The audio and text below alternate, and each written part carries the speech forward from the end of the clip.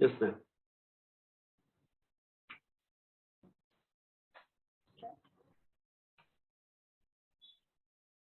A very pleasant afternoon to all. Technology is the best when it brings people together, and innovation is the outcome of habit, not a random act. With these lines, I, Dr. Tejaswini Panse, Assistant Professor, Electronics Engineering Department, welcome all the participants and committee members to the third session of second day of IET approved International Faculty Development Program on 21st Century, Recent Trends, Challenges, and Future Roadmap for Transitions in Technological Generations, organized by International Relations Office, YCCE Nagpur, in association with Department of Electronics Engineering, YCCE Nagpur. Dear participants, today we have with us Engineer Nitin Birla, Project Specialist Engineering, Kuwait Gulf Oil Company, KGOC, Kuwait. It gives me immense pleasure to attend a very warm welcome to today's speaker, Engineer Nitin Birla, sir.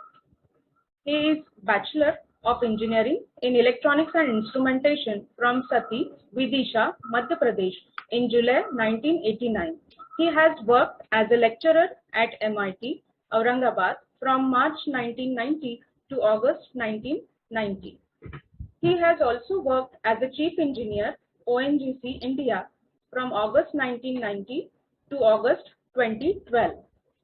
Currently, he is working as a Specialist Engineering and Projects, Kuwait Gulf Oil and Company, KGOC, Kuwait. Today, he will enlighten us with his vast educational engineering knowledge to focus on the topic Recent Trends, Challenges, and Future Roadmap for Transitions in Technological Generations. I welcome you, sir. Over to you, sir.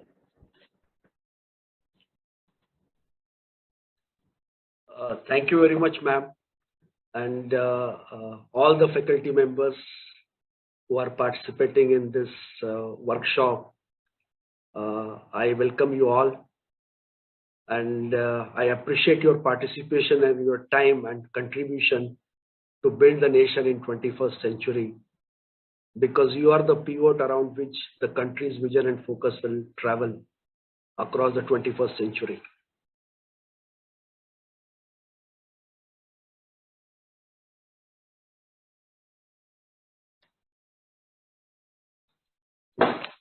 Ma'am, are you able to see my screen? Yes, sir. Yeah, that's great. Just have a login.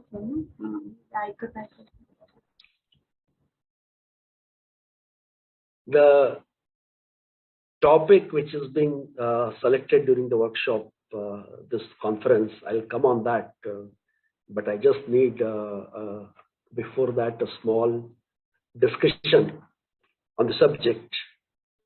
That almost my 31 years of industry in upstream oil and gas industry I have worked for, whether in India or in Kuwait now since last 10 years. The academic touch has not withdrawn from my brain and my body. And that is the most important reason that I don't miss an opportunity to be a part of such occasions and such events. And I thank you, YCCE, for with a warm welcome this opportunity, because YCCE is not giving me this opportunity first time, rather it's my first opportunity to interact with YCCE. Previously, I already interacted with students of electronics and other disciplines regarding the communications and future and visions. So the interaction is very important to build the nation. And the topic which has been selected, 21st century, recent trend, challenges, and future roadmap for transition in technological generations. This topic can be talked a lot for hours and couple of weeks and couple of months together. But the most important thing from these kind of workshops, and that is one of the reasons I never wanted to miss this opportunity, because if I miss this opportunity, I had some engagements, but I said, no, let me go live. Because if I miss this opportunity, I miss 1 year of precious feedbacks and precious interaction with all of you. This is a faculty development program. By the way, I differ with development program word, because you are the faculties who are developing students and intern society. It's very difficult. It's very difficult to develop you. It's a Herculean task. It's beyond my limit. You are building the nation, you are building the students. But this could be an interaction, because you have the great strength of academics. And in my today's presentation, it's not academics at all. It's just an interaction on what are the boundaries, what are the global boundaries, and what are the national boundaries. What are the national strategies, what are the national targets. I'm just going to have just a run through that from the 30,000 feet point of view. Because after that, I'll be requesting an humble submission from all the faculties across the India to cultivate this concept, which has been triggered today. It has been triggered in the past also, but this workshop is giving to reassure that trigger. So we will be looking into that aspects from the 30,000 feet approach, and we will sail through it. And the most important thing will be, after the workshop, we implement those in our institutions. These educational institutions must drive through this concept across the India, because we are future. We are future of globe. So this is my humble submission. And I know this is the last session of the day, and Shubhangi ma'am has given me a tough task. So at the last session, so that we run through this very smoothly, and we are a part of this session. So it's an interactive session. I'll just run through it. As I said, your contribution to society is very precious. And your contribution to the society can only be recited that Gurur Brahma, Gurur Vishnu, Gurur Devo Maheshwara, Guru Sakshat Parabrahma Tasmai Shri Guruve Namah.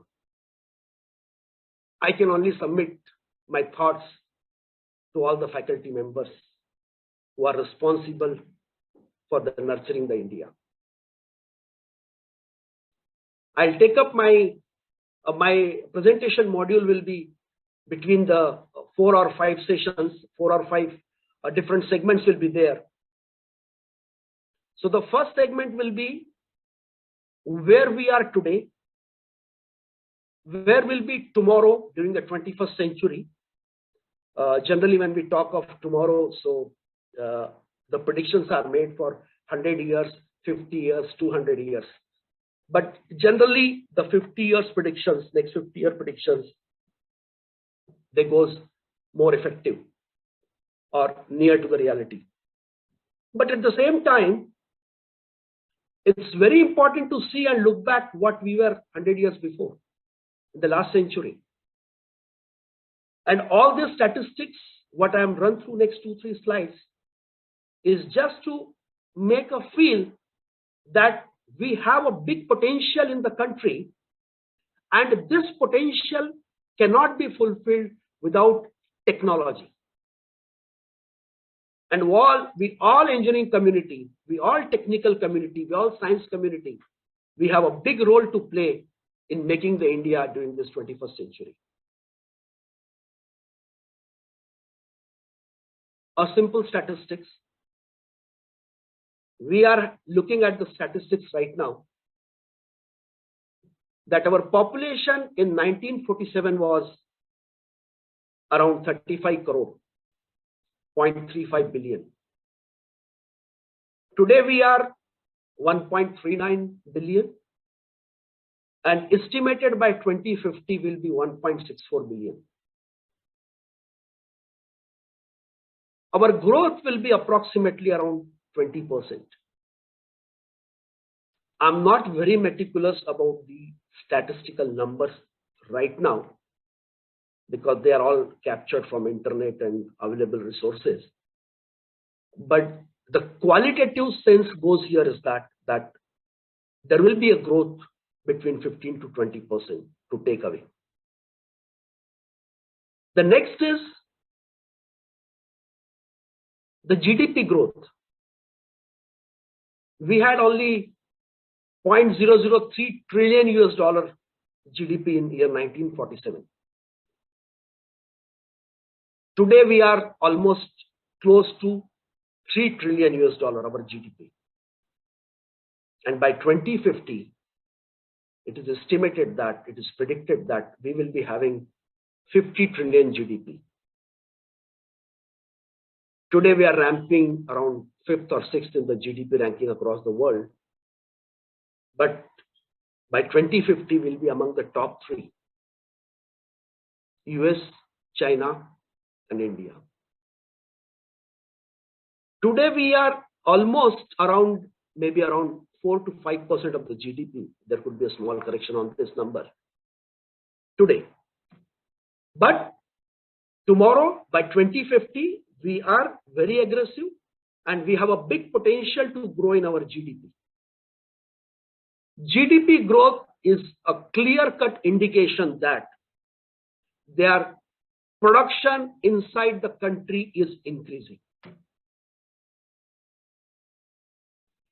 Production in India is going to increase.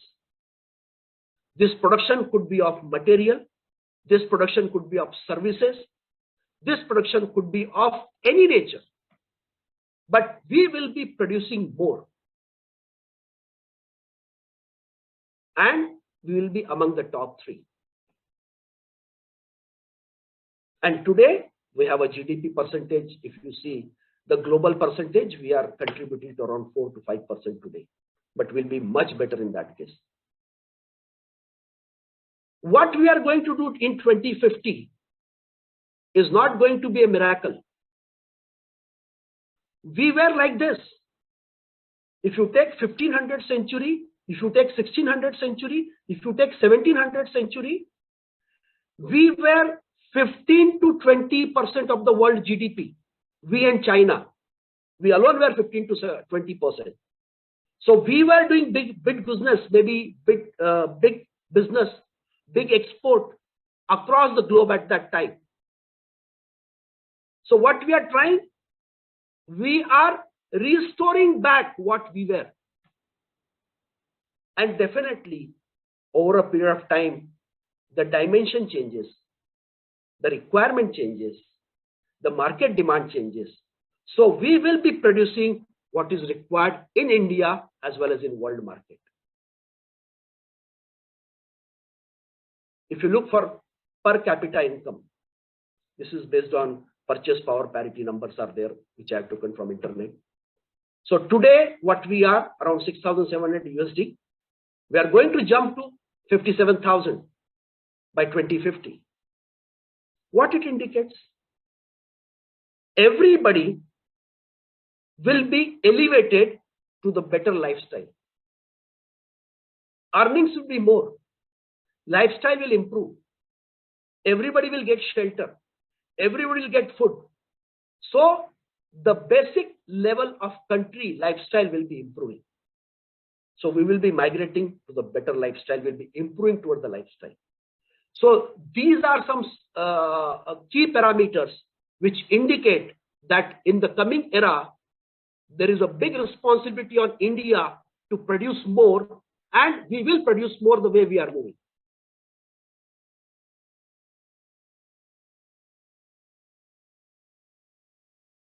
There are some more statistics.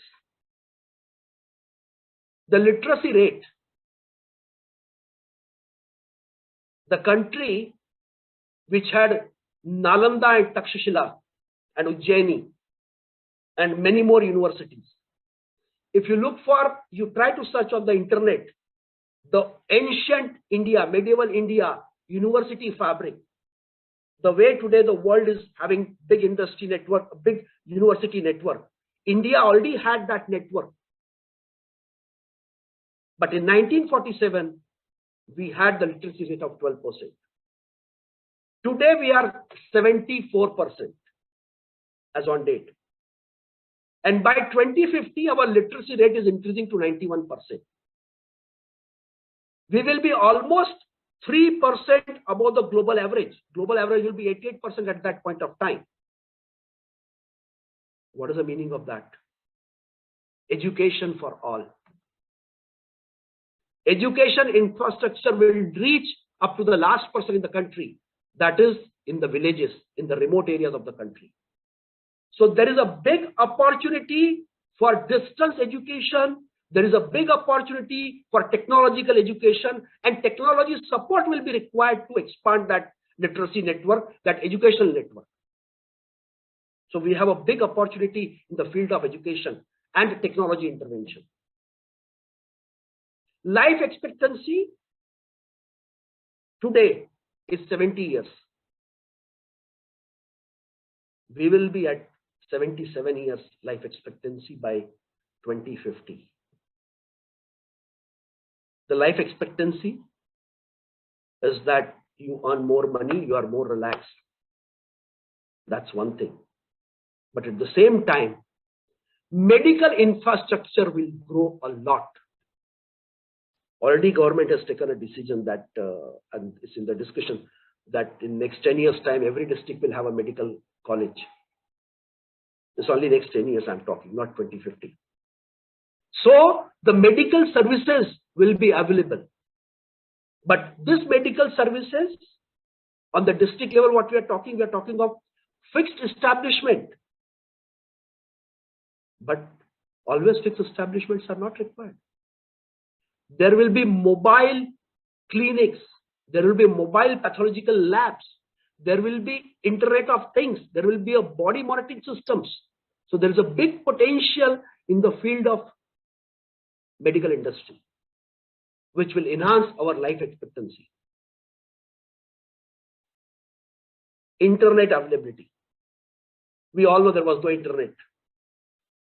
And by the way, there was a prediction of internet expansion in year 2000, and they said that it will rise somefold only by 2010. But we know that that internet has expanded left and right. Today, the internet availability in India is 50%. By 2050, internet will be 99% available. The concept of internet for everybody will be in place. Imagine how much IT infrastructure will be developed in the country to double our internet availability number. There is a big potential in the field of IT. I will try to address all the business requirements, all the business potentials in my slides, where an educational institute can really support in a business model of the nation. Unemployment rate, it was 3%, now it's 7%. In 2015, it will be 19%. Yes, this is alarming. But don't worry, the world unemployment rate will be 24% at that point of time. The artificial intelligence, robotics, replacing the human beings with machine is impacting the employment. But this is not the matter of encouragement or cherishing that even though will be less than world unemployment rate, but still we can manage with it. No. In my subsequent slides, I'm going to discuss on this point, that how we can address this unemployment also in the country. And definitely institutions are, again, I repeat, institutions are my pivot today, yesterday, and tomorrow. Your contribution in the country is required across the states.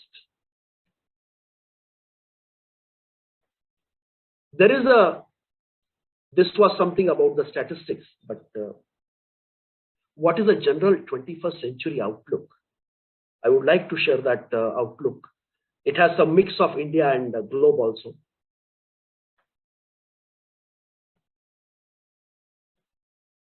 We are hearing a lot about climate change. Am I right? We are hearing a lot.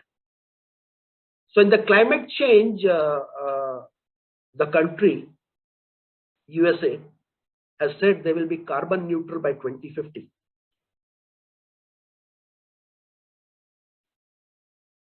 India is positioning itself for the carbon neutral by 2070. Another outlook is that when you are talking of carbon neutral, the meaning of carbon neutral is not exactly that you stop using petrol, diesel, and gas. No, not exactly like this. Today, the countries like Bhutan and Suriname, they are carbon negative countries, and they are using petrol. But in the Constitution of Bhutan, it is clearly written that the 60% of the land of Bhutan will be covered under forest. So there is a way that Bhutan is carbon negative. That means what carbon it is consuming, what carbon it is producing, it's consuming. At the same time, it is consuming carbon for the world also. So the concept of carbon neutral is a global phenomena, considering the driver is a climate change, as we all know. And there are some commitments by different countries. We'll see that on the next slide. But still, when you're talking of carbon neutral, you cannot have the plants everywhere and you keep using the hydrocarbons, and you can say that you are still carbon neutral. So the alternative energy source is in place, and the broad statistics of energy is, in India context right now, that we will be having 500 gigawatt of solar power by 2030. That is our national target. Another national target, which is very critical, that India will be self-reliant by 2040 in the field of energy. Today, we are importing 85% of our fossil fuel, hydrocarbons, from the world market. 85%. There is a big challenge on the companies, upstream oil companies in India, to produce more, to run for the self-reliance. But at the same time, this self-reliance doesn't boundary only the hydrocarbon industries. There are alternative sources of energies, green hydrogen, solar, wind, batteries, solar energy basically. A nuclear configuration is also not discounted. Ethanol blending. All this energy mix will be there in the country. The point to talk here is that when we are talking of carbon neutrality, there is a big energy mix on the way. Germany has become almost like they are now 80% plus they are on solar. And similarly, the neighboring country, France, they are 90% on the nuclear. So it's a call, carbon neutrality call. The point which I already expressed before, but what is an outlook? Because in country, when we are producing something, you are using it. Yes, I don't deny. When your population increases, you produce more. When your cost of living changes, when your style of living changes, you consume more inside your country. But at the same time, we are sitting into a business ocean. The globe is sitting on the business ocean. So it's our responsibility to export more and more.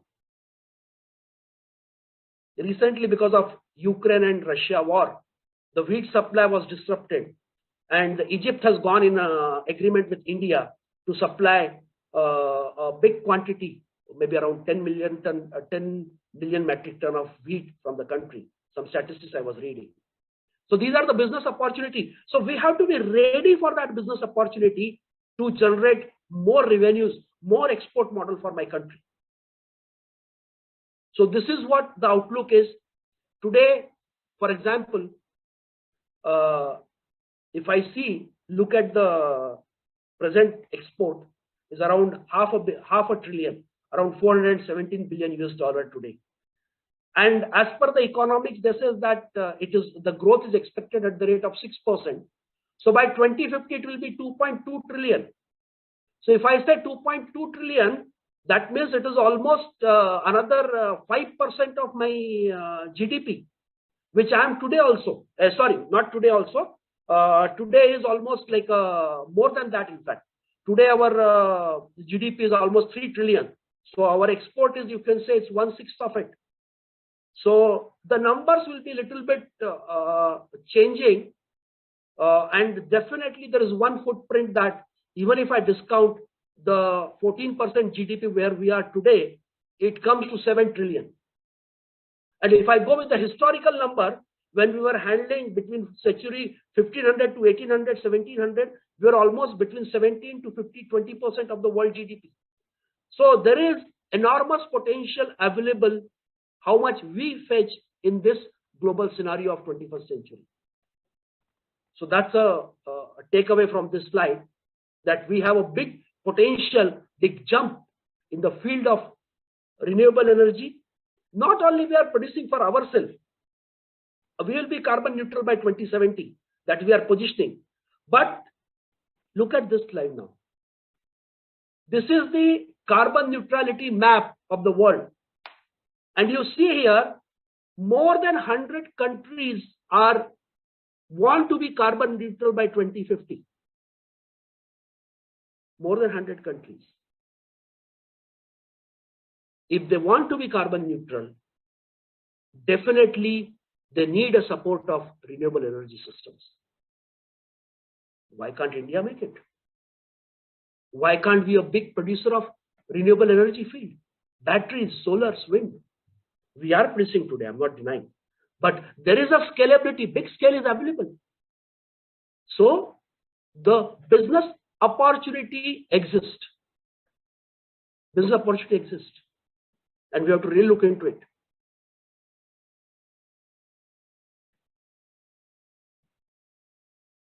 From this discussion, what I had for my last 3-4 slides,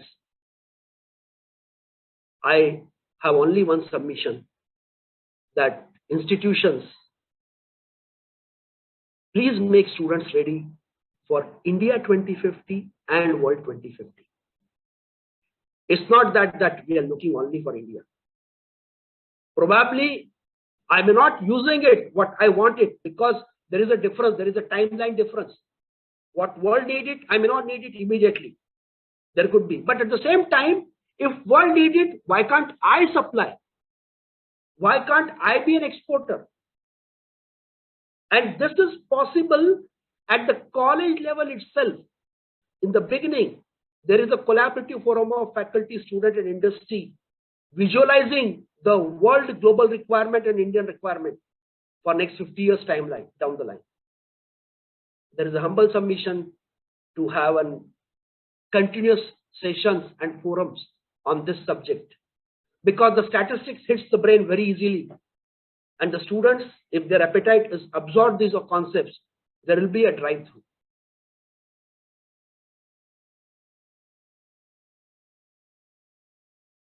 An engineer will be talking about agriculture in India, correct? And that too in 2050.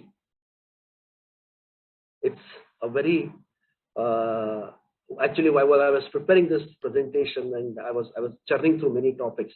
So this subject just look around and how the technology can make changes in this field, and technology is really required in this field. This field is right now dry for technology. There is a big potential available in this field for the technology.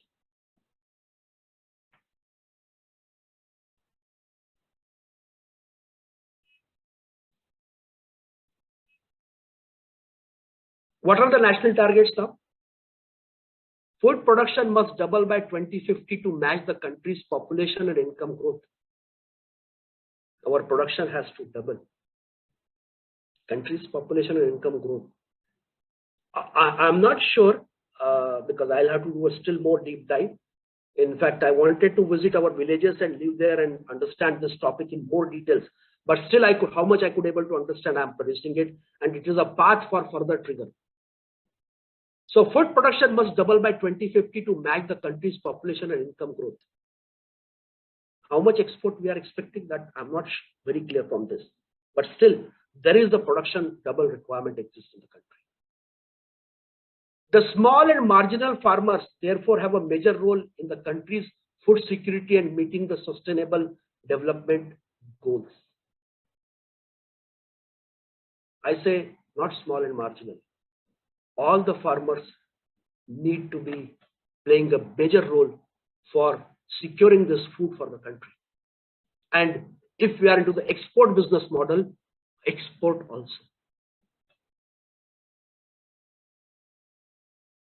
But these statistics are slightly impacting the concept that Indian agriculture sector accounts for 14% of country's economy. 14% of country's economy, GDP. But 42% of total employment. And this workforce is possibly to drop to 25% by 2050.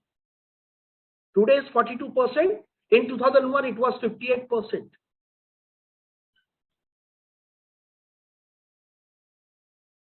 And what is the potential reason has been talked about is most of the population has moved to the cities. Secondary and tertiary accommodate number of workers and with a higher wages than the primary sector. India is Krashi Pradhan Desh. This is our primary sector. And because secondary and tertiary sectors are accommodating, I do agree. Secondary and tertiary sectors are also in India and they also have to grow. There's no discount and there's no second thought on it. But the point taken here is that the primary sector workers are migrating to secondary and tertiary sectors. And there is a decline in the agriculture sector workers.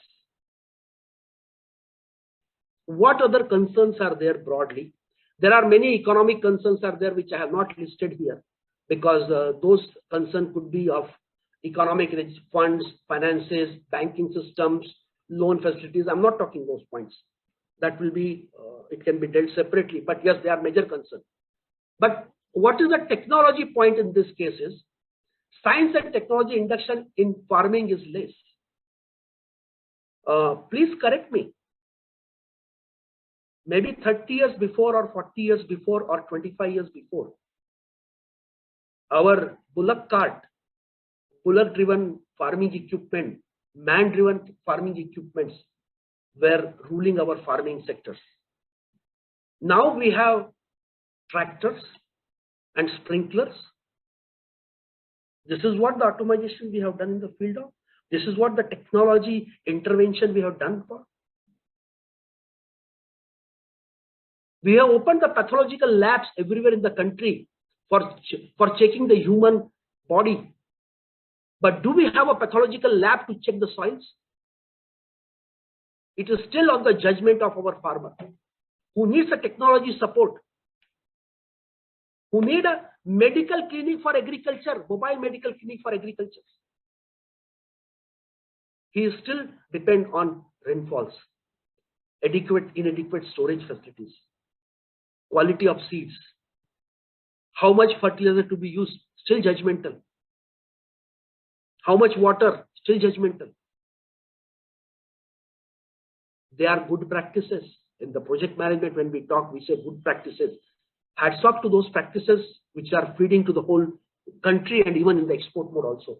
But if you want to double the production, your land is not doubling. We have to do some innovation. We have to strengthen our farmers from that point of view. Technology has to reach there. And low return from agriculture. So these are some concerns which are really around the our agriculture horizon of our country.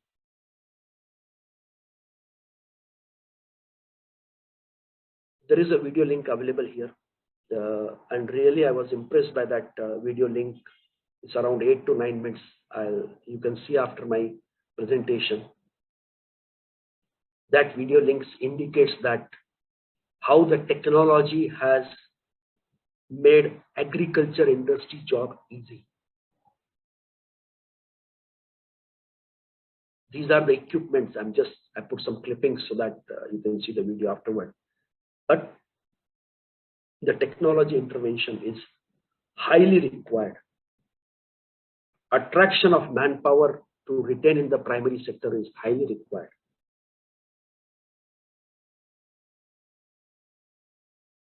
Future of agriculture will use, and just sorry to come back to the previous slide concepts. Across the world, there are major equipments are available. So why can't we manufacture those equipments in India? Those agriculture gadgets, why they cannot be manufactured in India? There is a big potential available. So future agriculture will use sophisticated technologies such as more and more mechanical automized equipments, vehicles, drone, robots, temperature and moisture sensor, aerial images, GPS technology, mobile labs and clinics. This advanced devices and precision agriculture and robotic system will allow farms to be more productive. More productive means per hectare more production, more profitable, efficient, same environmental friendly. This is a big business opportunity for developing the agriculture system in the country, agriculture area and the system. Let's try to bring the infrastructure for villages, try to bring the mobile labs, try to bring the big infrastructure. Already there is government is taking a lot of steps for building up the infrastructure. So this is a requirement, this is a need of the hour. There will be many jobs. If the job opportunities, if somebody is interested in jobs, there will be many jobs. Drone technologists, hydrologists, agriculture communicators, food scientists, precision agriculture technologies. What I'm trying to make a point here is that the computer, the artificial intelligence, and big mechanized system has to come out of the workshops and building and has to travel to our farming lands, our agriculture land, to build our nation, to build our forecasted production, and be a big exporter of food products.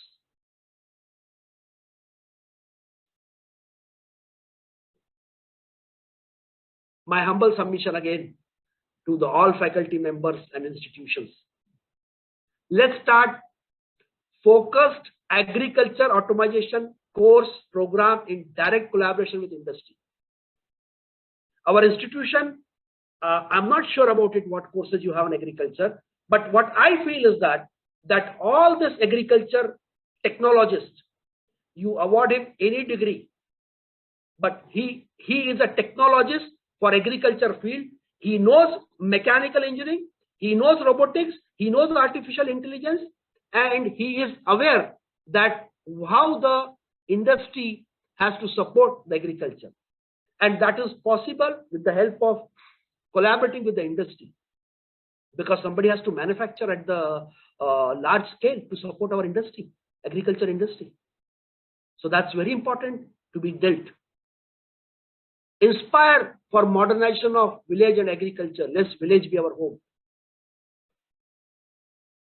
One more point which I would like to highlight here is that as we said that in our previous slide, education for all, our literacy rate is very high by 2050. Education is flowing across the villages to the last person. In one of the parliament speech, what I was hearing right now, our aviation minister was telling that around 1.5 crore Indians are outside, NRIs or OCI. That means 88% Indians, 98% Indians are in India. The medical education in Ukraine, China, Japan, and Russia primarily taught in their languages. It's not the media that you don't teach them in English. But what I'm trying to make a point here, that when your institution, technological institutions, they are opened across the country, in the villages, or at distance learning in the villages, or at a district level, wherever it spreads, it's a big business opportunity for business model of education sector. Can it be taught in the regional language and or maybe our national language, Hindi? It's just an idea, because I came to know that the Bhopal Medical College has started one batch in Hindi for medical sciences. If my farmer knows my regional language, it will be very easy for him to communicate with me or the technologists to understand the whole phenomena of the big mammoth of the agriculture industry. Just a thought here. You guys are the best judge for this, but I'm just trying to trigger an idea here. Why can't our technologies be taught, and why not the students, the boys from those villages who are running for the secondary and tertiary sectors, why can't be they given the education on the field there itself, technological invention, technological intervention, this modernization in their own fields, which they are owning in their own language, and they become the technologists and they support the agriculture business there. This was about the agriculture thing and my submission. I'm now coming to the next chapter of my presentation. I have tried to cover as much as sections as, because I know this opportunity I will get with you guys who are the academics, and academics deep dive into it. I'll get this opportunity maybe after a couple of time, and I may not get immediately. So let me pour what is there in my mind, everything with you guys, and it's your best buying on the subject, and you are who will be percolating this to the down the line. So the disruption phenomena, we all are aware. We have seen this phenomena that, and we normal saying, we say that change is constant, change is going to happen. We have seen the big business models across the world, and this time I will give one statistics from New York City, that the New York City in 1900 they had almost 90 to 95% where the our horse cart or horse wagon, the media of transport, and the 5% media of transport was only for the vehicles and four-wheelers, cars. Then in 1990, 10 or 15 years, the statistics reverse. The whole phenomena has changed. Now it becomes 5 to 10% horse cart and 90% four-wheelers. See the disruption. Where all the horses gone? Okay. Next is, in around that same 1950, the cars what they had, out of 10 cars, 6 cars were electrical driven. The car which we are talking today, electrical driven cars, correct? We'll talk more on that also in the subsequent slides. But the point here is that another 10 years, the technology disruption came for electrical cars, maybe for given reasons at that point of time, bulky batteries, inefficient, low distance coverage, whatever reason are there. And the fossil fuel, petrol, diesel cars started ruling the market almost 100 years before. And now the electrical car are disrupting the business model of fossil fuels car. Kodak and Nokia, the most important point, all the respected faculty members, that this disruption concept should be an integral part of our educational system. When we become engineer, we join a company and we keep doing, we keep moving. Disruption is a phenomena our future engineers, our future technologists must know, and they should be ready to take that challenges. If you don't take that challenges, you will be losing the economic share for the country, you will be losing the share for your company. Nokia and Kodak, Nokia and Motorola were the pioneer in the field of mobile. Where today they are? Other companies have moderated well, have excelled well in the field. Kodak camera was a prestige to have in our every family. but they remain themselves to the field of X-ray models, X-ray cameras. And today, all other cameras have taken over. So disruption is inevitable. Disruption will be there, and we must be ready for disruption. The world is progressing and YCCE progressing. I have just taken a picture from the 2001 Google Earth and now 2021 picture of YCCE. So there is adoption, there is a flow. Courses like mechanical engineering getting into disruption. Yes, if there is an electrical driven cars will be there. Probably the IC engines or the gas turbines may not be there in the syllabus. So in place of that, gas engine driven turbines and syllabus will be there in the syllabus. So this kind of changes are expected. I talked a lot about this in the previous slide, but I'll just wrap up some 2-3 points mainly about disruption. Fossil fuels are going under disruption. There is no doubt in that. Oil, gas, coal. But at the same time, green hydrogen, solar, wind, nuclear is a future. There's no doubt in that. But at the same time, what happens when we talk of this future 21st century, correct? So we try to mix couple of statistics of world and India. A simple example I will give, that as I said, in New York City, the horse cart were abolished or left the market in 1910. But I still remember we had the camel cart in our India, or the horse cart in India till maybe 1970, 1980s. So the delta T will be there. Sometime it could be more, sometime it could be less. So we have to understand the global phenomena. When you want to be a global producer, produce what global needs, but keep producing what you need. So there's a dual responsibility on the nation. We should be ready to be a supplier to the world, as well as we should be supplier to within our own country. Say for example, oil demand. Or today oil demand, we are consuming in India almost 5 million barrels per day. And our demand, energy demand, because we are expanding, our GDP is increasing. We will be touching almost 9 billion barrels, double what we are consuming today by 2040. You can ask me the straight question, where is the concept of carbon neutrality? So I will say that India is positioning itself for the carbon neutrality by 2070. We have still time, but ultimately we'll have to go that path. There's no doubt about it. There's no doubt about it. Second statistics, in 2047, we talked of self-reliance and carbon neutrality by 2070. So what could be the roadmap? Deep ocean missions, gas-based economy. We'll be consuming more gas systems will be coming in the country. Gas networks will be coming. LPG, CNG networks will be coming to the country. 20% ethanol blending is now 20% ethanol blending is bringing a book boost.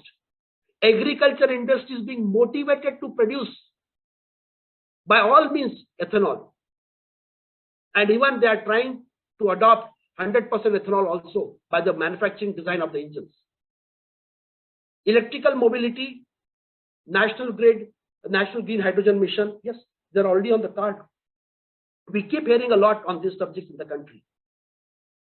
Nuclear, I'm not very sure about it so far, but 2047 energy self-reliance target, again I am repeating, reliance target.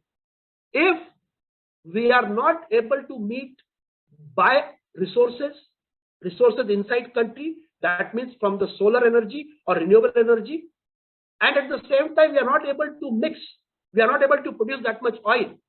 So in that condition, if still we are at the point of import, nuclear could be a support at that point of time, and not we will be waiting up to that point. It has to be thought now. So the faculties, this energy mix is a big phenomenon. This energy mix, this disruptive energy mix has to be studied in detail at the technology centers, at the institutions, and our future engineers should be made ready for this scenario.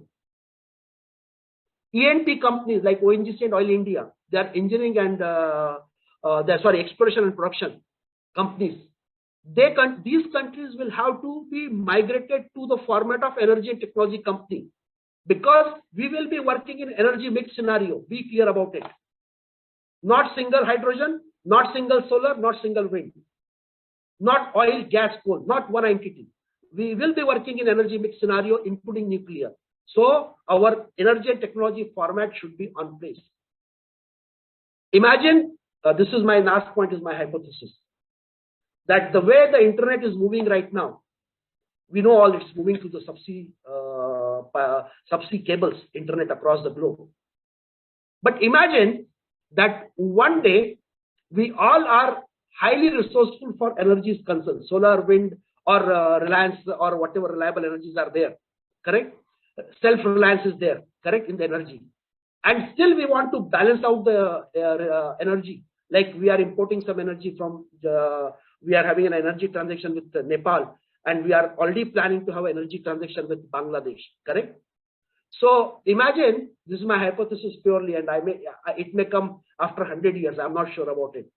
But when there is a sun in Japan, and we have either we have wireless transmission of electricity, point number one, or we have wired transmitter through the subsea cables of power. So when the Japan is having the full sun, it is supporting the downstream countries where the sun is still to come. Or the countries where sun is not there, they are supporting their windmills. So this is just an energy mix scenario. And the last one is a hypothesis which may be seen after 100 years, I'm not sure. But there is a potential in that direction to think of. We talked a lot about energy. Now, there is another concept which is popping up in the country now, is, and not across the country, not in the country, across the country. Asset creation versus asset sharing. Today morning, we had a wonderful lecture. I could able to hear only because of my pre-engagements. I could able to hear only for 5-10 minutes only in the morning, about the cars, automation of car, automatic car. No human in the car, basically, there's no driver. And in that, there was a good point was taken, was that our cars are idling for 80% time. So yes, and I endorse that thought very well, that because I read the statistics is again saying that our cars are being utilized only for 5% of the time. 5% of the time. So the 95% cars are not, 95% time the cars are not utilized.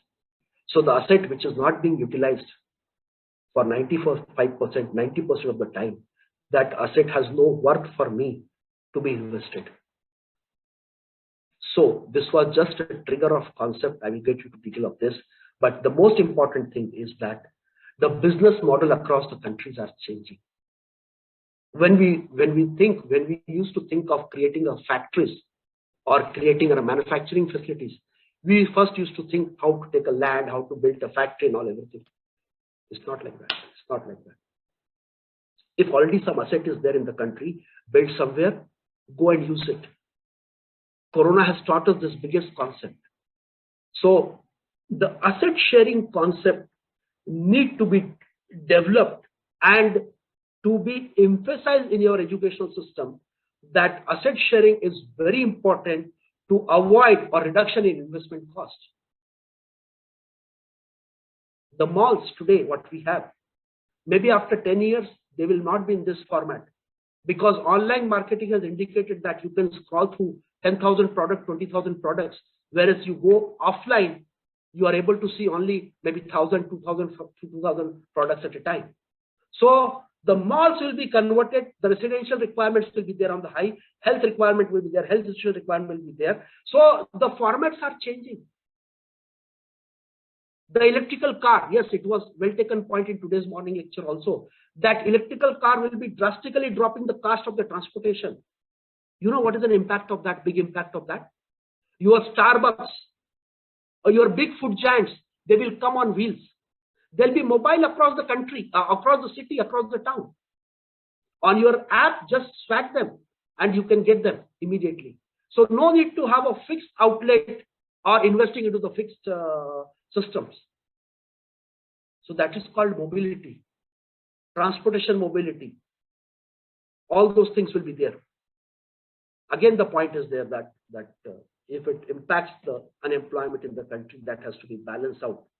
If the world need it, we'll manufacture for the world, but we'll follow what is good for our country. That's the most important thing, has to be learned from the technology. The world is doing like that. That's why I should do that. That's not necessary. It's not necessary. It's not necessary. If world wanted, I will sell it. I will sell it. What China is doing. But at the same time, I will develop my requirements. I will work on the requirement. And at the same time, the most important thing again, because I know in USA, they have the car, out of every 1,000 person, I think 900 persons have a car. In India, 20 persons are having a car in 1,000. So the emotional balance, the desire to have a car is more in India. So I cannot tell them that, look, this is the electronic car, this is the mobility car, and you don't have a car. But what I'm trying to make a point here, the point is correct, that if the car is not used for 5% of the time, why we should have it? And this we can percolate this concept through our educational system by the concept of sharing the asset, because Ola and Uber is on your click. Now they are available, and there will be many Ola Uber across the country. So the concept of that, when I get out of my house, I turn the key and I start at my comfort level. Those comforts will be available for you, even with the help of hundreds of Ola and Ubers. Every city will have their own Ola Uber concept, all Ola company. So cloud kitchens and all those concepts are the asset creation versus asset sharing is a concept which definitely need to be percolated in our education system. I'm not aware about this subject. Let me be very honest about it. You guys are the masters in this field. But what I'm looking for and what I'm hearing from, the digital computer will not be there in future, and that will be taken over by quantum computers. And if this happens, see how big business opportunity is coming in the country, and how our education system can equip that concept. Our research development, that is the most important thing. I have nothing more to say on this slide. This is the expertise of all you fraternities, and I have to just submit this point here.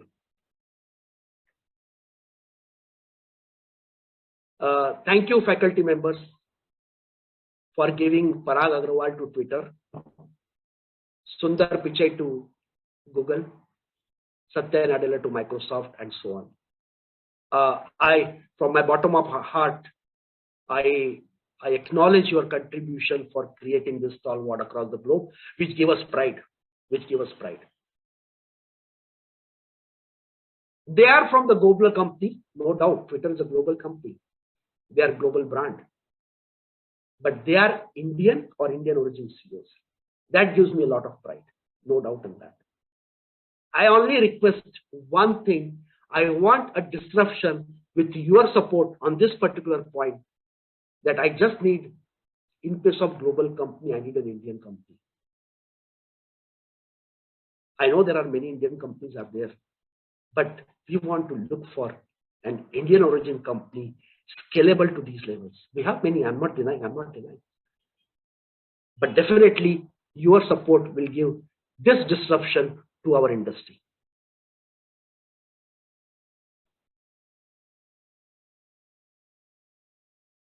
The concept of disruption and the disruption in Indian formats I have discussed. The business model of our educational institutions, that the students should not be a product of our institutions. You will be making them an industry. You will be making them a growth curve. They are our industries and they are our growth. So the institutions will be producing industries and the growth for the nation. Students are there, but they become our industry. And the most important thing is, they should learn to create an opportunity out of all this disruption. Probably the disruption which is happening in US, Japan, China, anywhere across the world may not be having the same time in my country, in our country. But if the disruption is happening across the world, and as in my first slide, I said that by 2050, more than 100 countries are looking for carbon neutrality. So that's a disruption happening. So let's create an opportunity, a business opportunity concept among our students so that they go for the adopting this disruption as a business opportunity.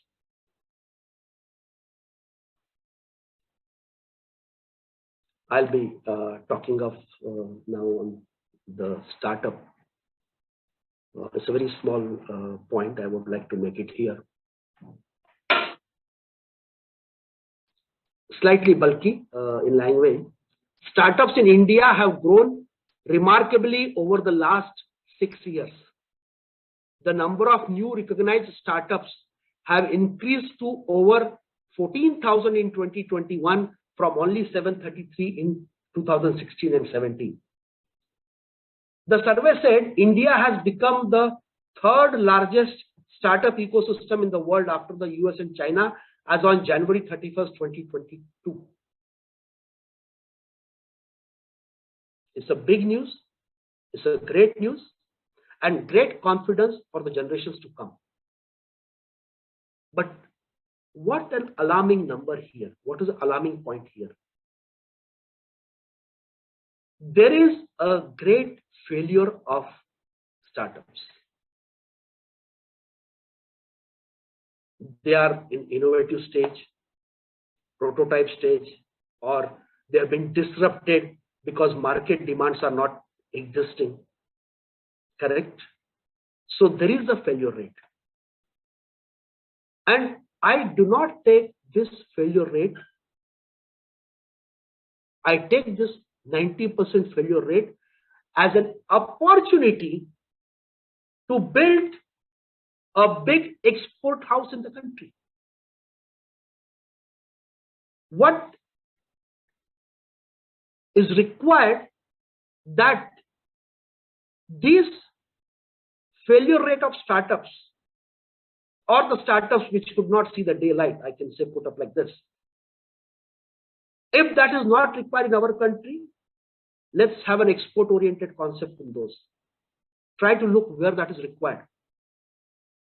Probably the persons who are starting startup may not be an engineer. Because starting a startup, you are not supposed to be an engineer. But if you have a concept, if you have a thought that this could be a business opportunity, it could be a startup. So the most important thing is that we need a confidence to be developed that, and at the same time, institutions to act as a mentor for the startups in India. I know there are a couple of institutions, I heard it, I'm not sure about it, but they are mentoring the startup. But you are available in vicinity with a technology academic solution for these startups. Welcome them, try to excel them, try to support them. And that will lead to a better success ratio of our startups in India. So this is my submission. We are very happy that startups are doing good, statistics is good, but that mentoring is essentially required, and none other than an institution can be better than a mentor.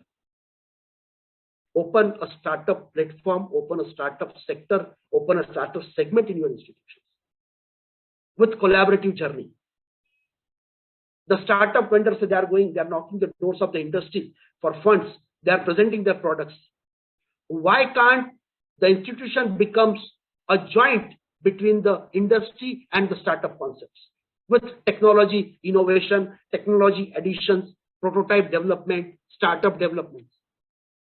So this could be a big potential for institution in coming century and coming 21st century. And really, the startup sector in the world and in India especially will help you and will give you a big thank you for that.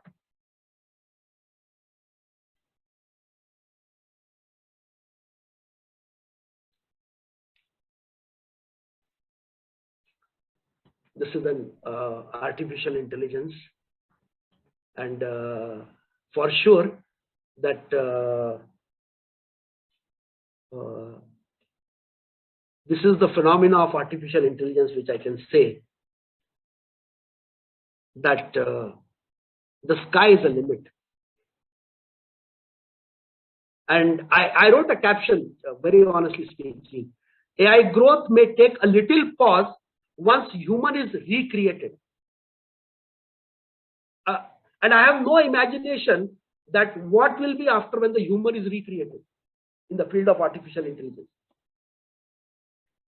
So the most important thing is that artificial intelligence will definitely impact, and it will trigger a level of unemployment. Yes, I agree. I'm not denying. But artificial intelligence is definitely required for the growth perspective also, to ease out the technological hindrances. So in that scenario, we'll have to continue our journey with the artificial intelligence, and the sky is the limit.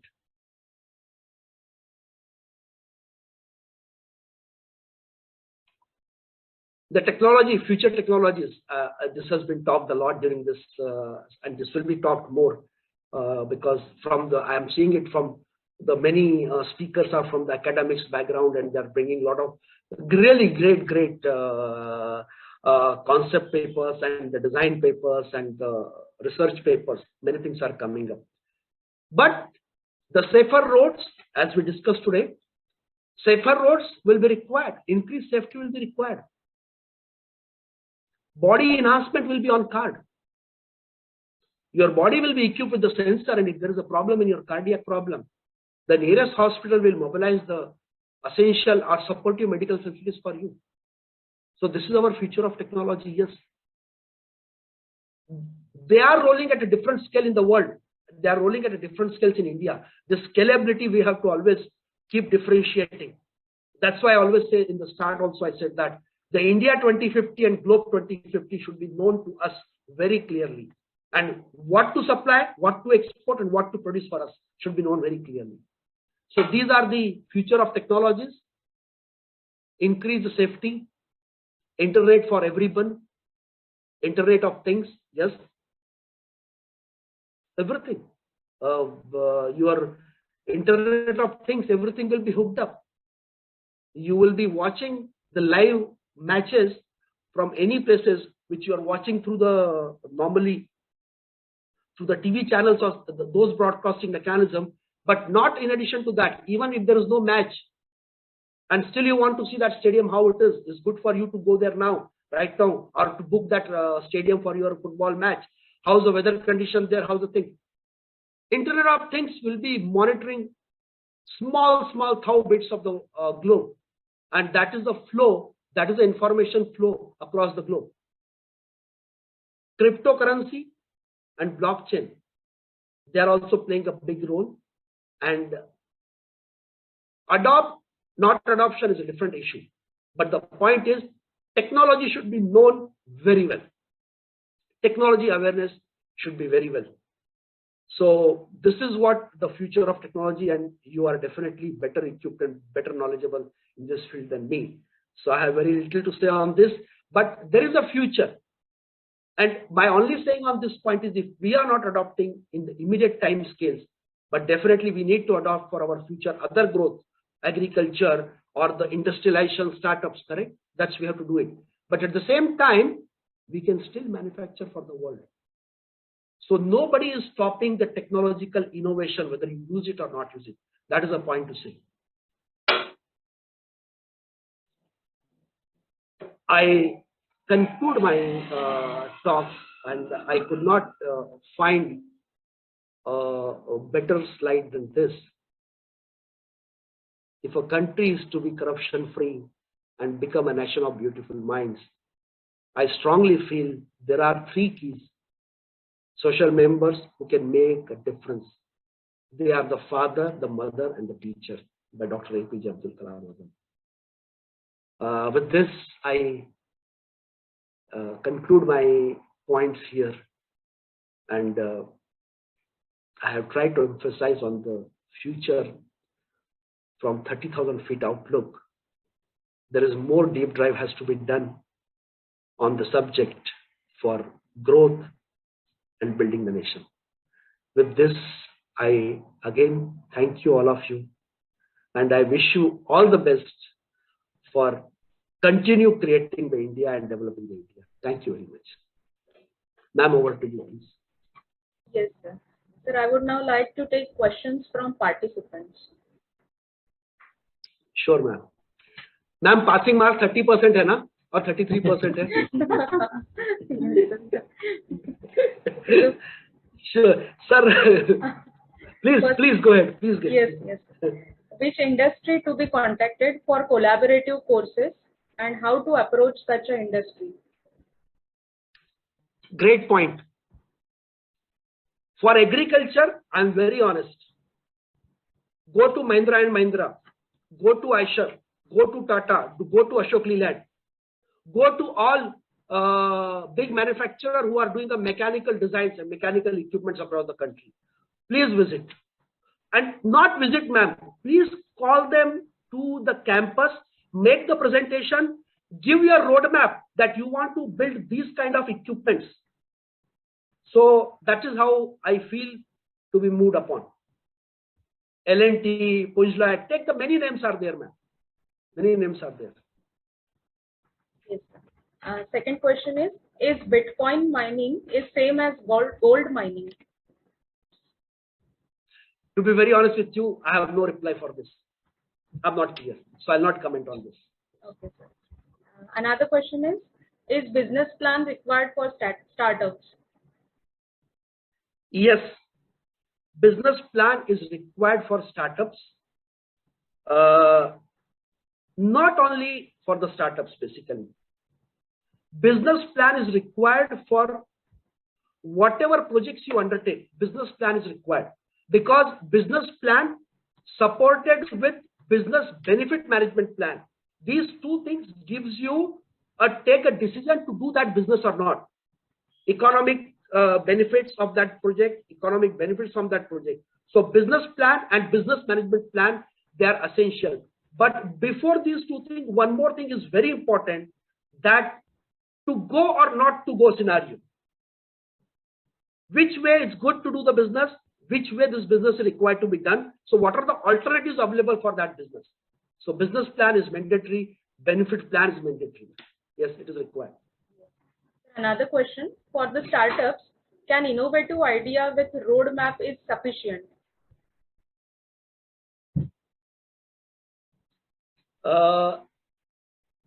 What startup required exactly? What is happening today, actually? What is happening in India right now, which is to the best of my knowledge? Because I met couple of startup who has created the startups, and I know them, couple of them. When you create your business plan and when you create your benefit management plan, then you look really that what is the investment required to you. Then you start knocking. Yeah. Then you are knocking the doors of the industry for that investment plan. And if you don't need that investment plan, and if you already have a support in place, you continue. No problems. No problem. So the concrete benefit management plan is very important to attract the investment in that. And it should be a collaborative journey. It should be a collaborative journey. And my one more submission is there, because this question has been asked. Please create a startup cell in the college, university. Let them come, let them get that business plan, that benefit management plan with a technology plan to be supported from the universities. Please, ma'am, I conclude.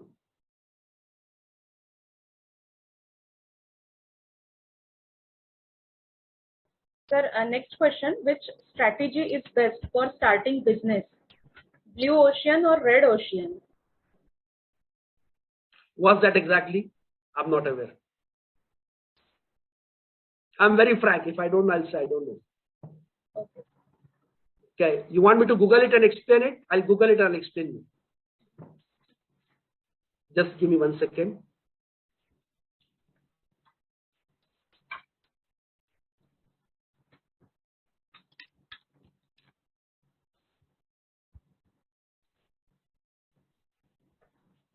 Yes, sir.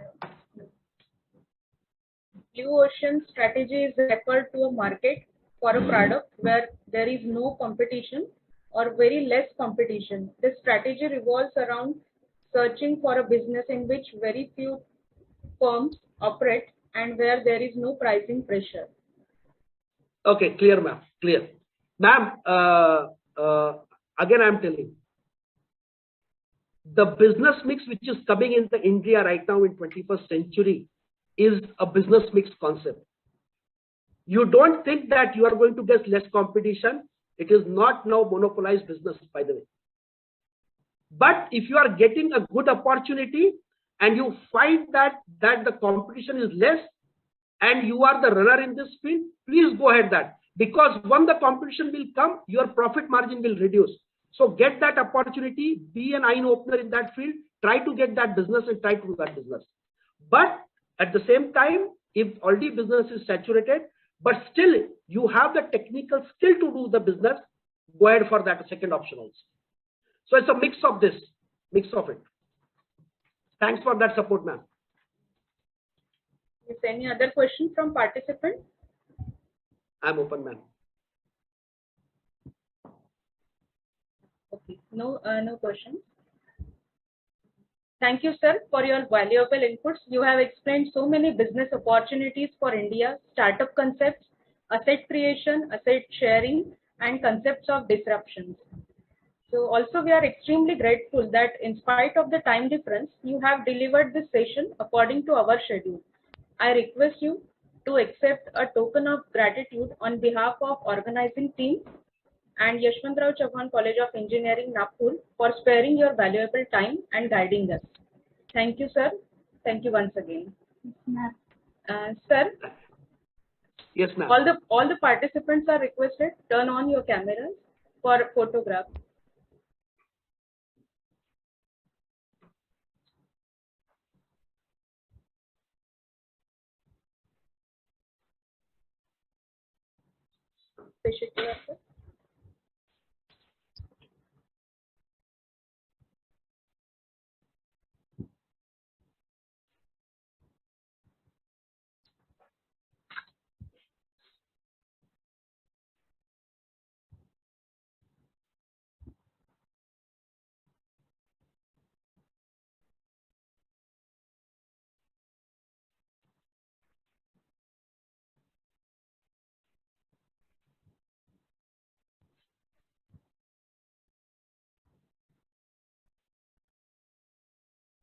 Done? Okay, done. Thank you very sir. much. Thank you. Thank you very much, and I really thank you from my bottom of my heart for this opportunity. Thank you very much, ma'am. Yes. It's my pleasure. Should I leave the meeting now, ma'am? Yes, sir. Yes. Thank you. Thanks for this opportunity, ma'am, and nice coordination and well timely managed. Thanks, ma'am. Thank you. Thank you, sir. Thank you. So all are requested to please fill the feedback form for improvement of next session. And dear participants, tomorrow we will have our morning session at 10 a.m. and same Zoom link will be there for Zoom meeting. Thank you.